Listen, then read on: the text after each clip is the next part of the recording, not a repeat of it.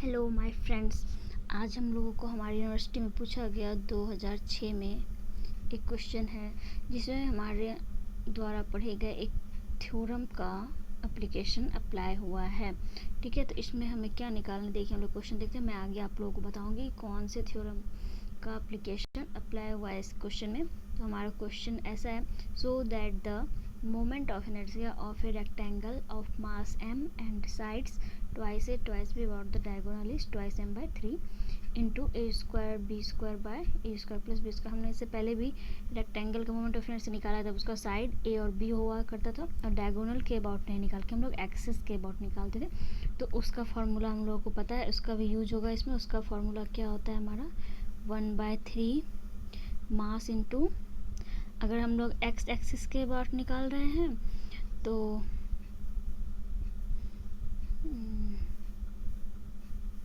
तो हमारा हो जाएगा 1/3 mb स्क्वायर। और अगर वाई एक्सिस के अबाउट निकाल रहे हैं आई वाई हमारा, तो हमारा होता था 1/3 मास इंटू ए का होल स्क्वायर। बिकॉज हमारा परपेंडिकुलर डिस्टेंस क्या होता था वाई एक्सिस पर, ये होता था, और एक्सिस के अबाउट जब हम लोग निकालते तो परपेंडिकुलर डिस्टेंस हमारा ये होता था, इसलिए बी का स्क्वायर होता था। लेकिन हमारा यहाँ पर अलग बात है, थोड़ा सा डिफरेंस है। थोड़ा सा डिफरेंस हमारा क्या है कि यहाँ पर हमारा साइड से जो है ये ट्वाइस ए है और ये साइड ट्वाइस बी है। ठीक है, और हमें डायगोनल के अबाउट निकालना है। ठीक है, डायगोनल के अबाउट आप लोग थोड़ा सा दिमाग लगाइए, सोचिए यहाँ पे कौन सा थ्योरम यूज हुआ होगा। बट फिलहाल हम लोग आगे बढ़ते हैं। आगे क्या है देखिए, हमें ये प्रूफ करना है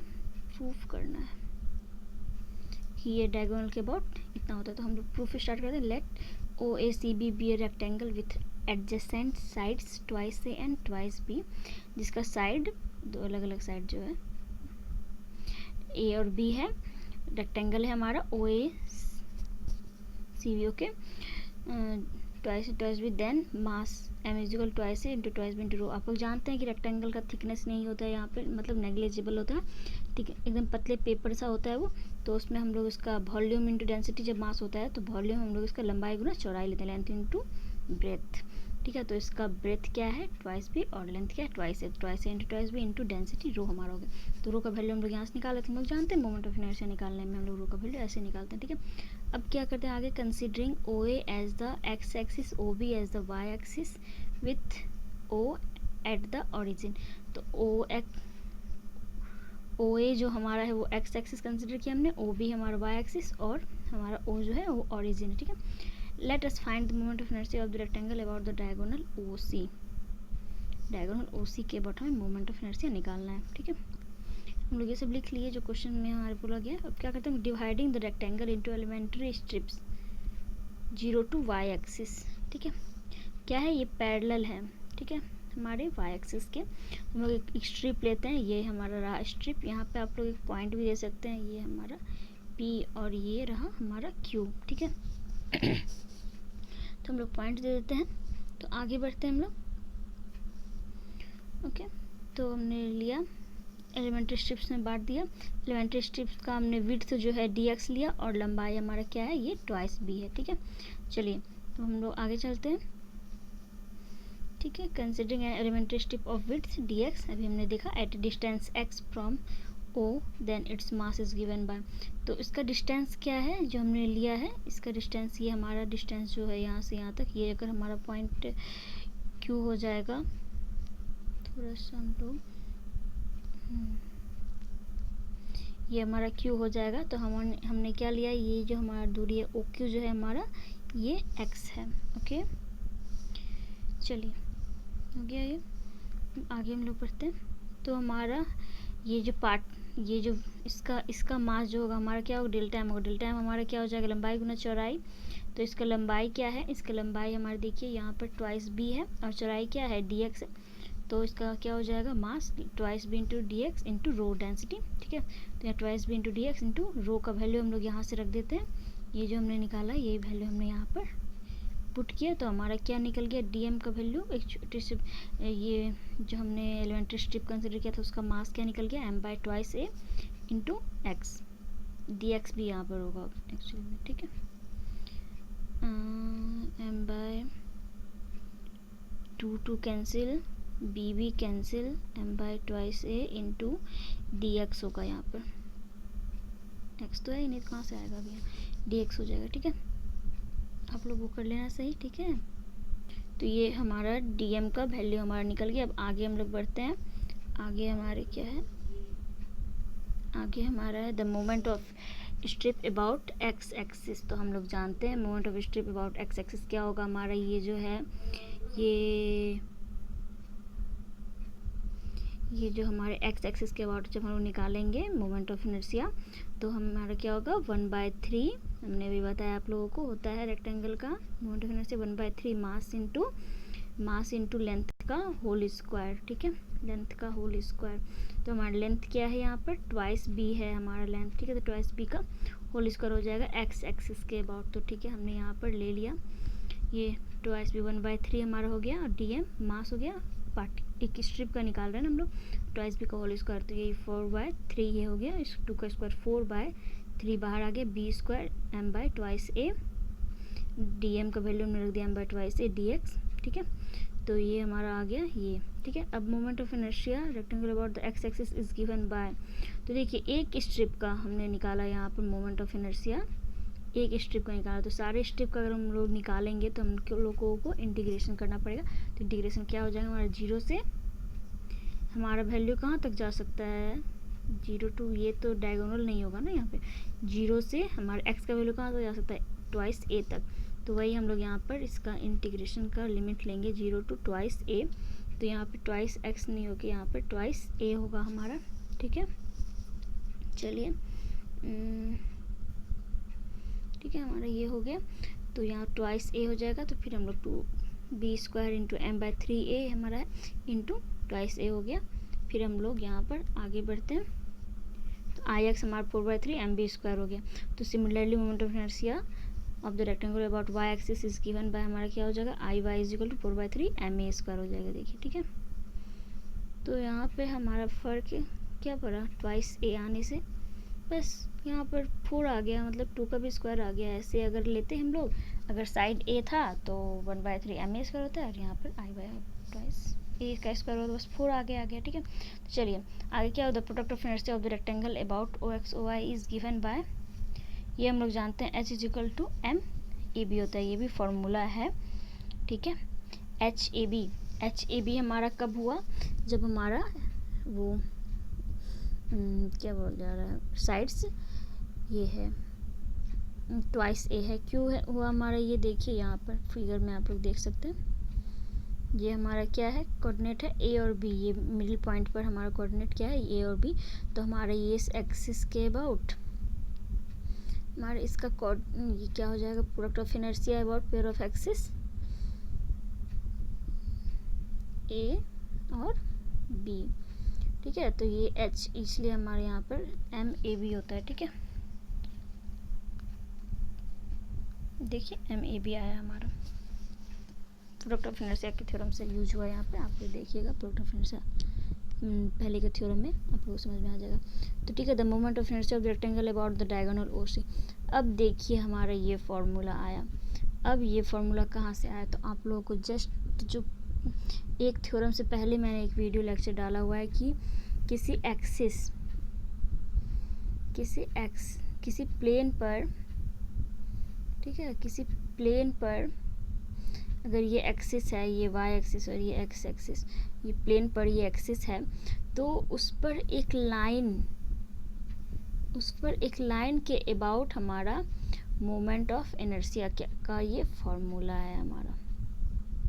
ठीक है, जो थ्योरम मैंने बताया एक लाइन के अबाउट मोमेंट ऑफ इनर्शिया निकालने का, तो उसी का ये यहाँ पर इक्वेशन है। तो यहाँ हमारा क्या है, यहाँ पर भी तो हमारा लाइन ये जो है हमारे प्लेन पर है ना, और इसके मीटिंग पॉइंट से होकर गुजरना चाहिए वो पॉइंट। ठीक है, पॉइंट ऑफ इंटरसेक्शन पे, तो ये भी तो एक लाइन ही है ना, तो इसके अबाउट हमें मोमेंट ऑफ इनर्शिया निकालना है, तो हम लोग यहाँ पर इस फार्मूला का यूज़ कर सकते हैं। तो उसी एप्लीकेशन का हमने यहाँ पर यूज़ किया। देखिए आप लोगों को मैं एप्लीकेशन दिखाऊँ या आप लोग, हाँ चलिए थोड़ा सा दिखाई देते हैं। हमारा ये थ्योरम था,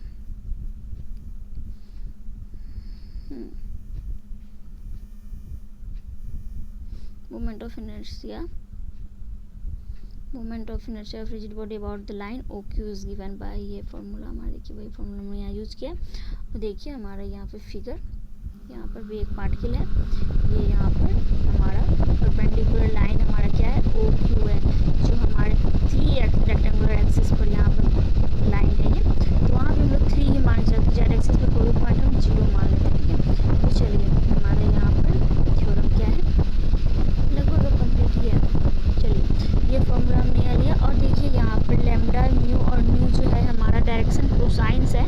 डायरेक्शन कोसाइंस हम लोग जानते हैं कि कॉस अल्फा बीटा गामा वाला, हम लोग जान रहे हैं कि ये क्या है हमारा लैम्डा म्यू न्यू क्या है, डायरेक्शन कोसाइंस है किस लाइन का, ये लाइन जो हमारा है तो इसका डायरेक्शन कोसाइन है। आप लोग यहाँ पर ये भी एक कंसिडर करो कि यहाँ पे हमारा जेड एक्सिस भी एक है, ठीक है, लेकिन इस पर हमारा कोऑर्डिनेट जो है क्या है वो 0 है, तो हमारा मतलब वो 0 एंगल बनाता है। तो ये लाइन जो है हमारा ये इसके साथ थीटा एंगल बना रहा है, और यहाँ पे के साथ 90 माइनस थीटा एंगल बना रहा है। तो यहाँ पे ये lambda is equal to cos theta हो जाएगा, और यहाँ lambda nu is equal to cos 90 minus theta हो जाएगा हमारा क्या म्यू। और इसके साथ तो कोई एंगल नहीं बना रहा ना, ये तो गलत है यहाँ फिगर में लेना, तो इसके साथ कोई एंगल नहीं बना रहा, तो 0 एंगल बना रहा है, तो कॉस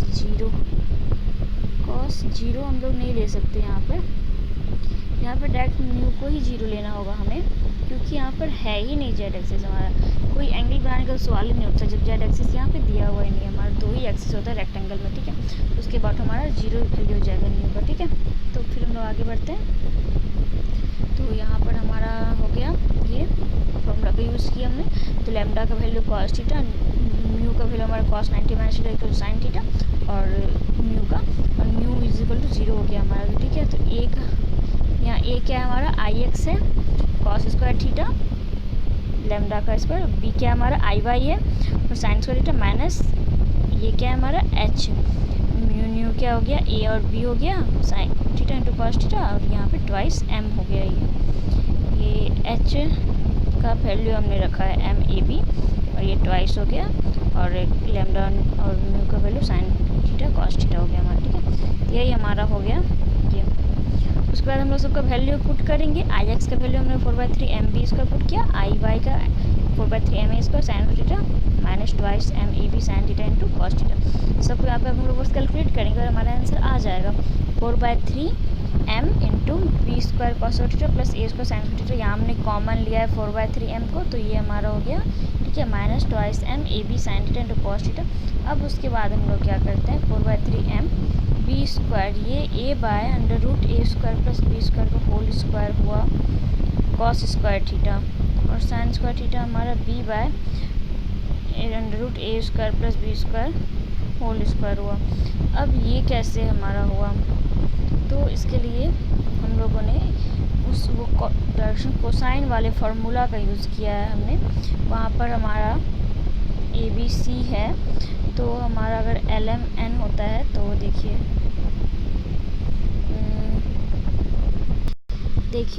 हमारे जो ये फिगर में आप लोगों को दिख रहा है साइन थीटा का वैल्यू, अगर हम लोग साइन थीटा का वैल्यू निकालेंगे तो ये वाला होगा हमारा, यही होगा ना, ये यहाँ से लेंगे हम लोग, ये तो हमारा भी हो गया, ये साइन थीटा हमारा ये होगा, और ये किसके बराबर हो जाएगा हमारा साइन थीटा ए सी बाय ये ओ सी बाय ओ सी होगा हमारा, ए सी बाय ओ सी। तो ए सी हमारा क्या है ट्वाइस बी है, ट्वाइस बी बाय ये इसका वैल्यू क्या होगा हमारा, ये कोऑर्डिनेट हमारा तो हमें मालूम है नहीं, तो इसके लिए हमें वो फॉर्मूला लगाना पड़ेगा डायरेक्शन रेशियो वाला। थोड़ा सा कंफ्यूज हो रही हूँ गाइस, इसका क्या है यहाँ पर फॉर्मूला, कौन सा फॉर्मूला यहाँ पर यूज़ हो गया, उसका वैल्यू निकाला गया होगा इसमें, just under root A square plus B square का होल स्क्वायर, साइन थीटा का वैल्यू ही यहाँ पर निकाला, कॉस थीटा का वैल्यू और साइन थीटा का वैल्यू, तो कॉस थीटा का वैल्यू ए स्क्वायर प्लस बी स्क्वायर यहाँ पर कैसे होगा, मैं थोड़ा सा एक्चुअली गाइस आप लोग भी जानते हो कभी कभी ऐसा होता है ना, छोटी छोटी चीज़ें हमें समझ में नहीं आती और बड़ी से बड़ी चीज़ें हमें समझ में आ जाती है। यहाँ भी कुछ ऐसा ही हुआ है मेरे साथ, थोड़ा सा समझ में मुझे इसलिए नहीं आ रहा था, बट अब मुझे क्लियर हो गया है कि यहाँ पर ये कैसे हुआ। देखिए यहाँ पर एक्चुअली में हुआ क्या है, यहाँ देखिए मैं बता देती हूँ आप लोगों को भी अच्छे से, बताइए कोई कन्फ्यूज़न ना रह जाए। साइन थीटा हमारा क्या है, साइन थीटा हमारा है ये AC बाय OC, तो ये हमारा AC बाय OC है, ठीक है, AC बाय OC। तो OC का वैल्यू हमारा, इसका कोऑर्डिनेट जो है यहाँ पर ट्वाइस A और ट्वाइस B है, ये ट्वाइस B और ये ट्वाइस A है, ठीक है। तो फिर साइन थीटा बराबर हमारा AC बाय OC हो गया। तो AC का वैल्यू हमारा क्या है, ट्वाइस B बाय OC का वैल्यू हमारा क्या होगा, ये ट्वाइस A का whole square plus distance formula से ट्वाइस B का होल स्क्वायर, ठीक है। तो ये हमारा हुआ। अब हमारा जो हो जाएगा फिर उसके बाद क्या हो जाएगा, sine theta is equal to क्या था, ट्वाइस B बाय, तो अंडर रूट क्या हो जाएगा हमारा, 4 कॉमन हो जाएगा, A square plus B square. Next line में हमारा क्या हो जाएगा, साइन थीटा